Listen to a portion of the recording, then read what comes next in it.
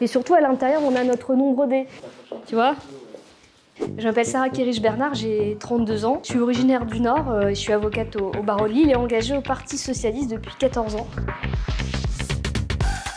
Tout d'abord, c'est le Nord, les gens du Nord, c'est la nécessité de m'engager pour eux, me battre pour cette région qui souffre quand même depuis 40 ans de délocalisation, et je pense que c'est justement au niveau européen qu'on peut changer les règles du jeu, qu'on peut faire un marché protecteur, régulateur, qu'on peut recréer des emplois, une filière industrielle, notamment avec les batteries, c'est en train de se faire dans les Hauts-de-France. Et je me suis aussi engagée pour un souci de justice et d'égalité. C'est la République, c'est les valeurs qu'on défend et que le socialisme défend aussi depuis sa création en France.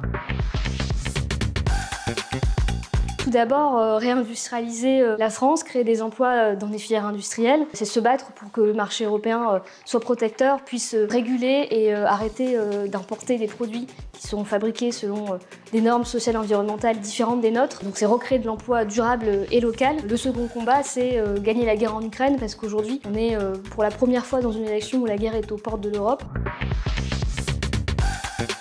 Alors, ma botte secrète, c'est mon métier. Comme je disais, je suis avocate au barreau de Lille. C'est vraiment un métier passion. Je plaide plusieurs fois par semaine au tribunal. Et au-delà de ça, c'est aussi important de défendre un système démocratique judiciaire qui permet à chacun d'avoir le droit, l'accès à la justice, le droit d'être défendu, le droit d'être écouté. Ça, c'est l'héritage de la Révolution française, aussi des Lumières. Et donc, on doit défendre. Donc, je suis fière de faire ce métier et de continuer à travailler à côté de mon engagement politique. On est à un tournant démocratique qui est majeur dans l'histoire de notre continent. Donc, je compte sur vous, on se mobilise et on va voter le 9 juin pour éveiller l'Europe.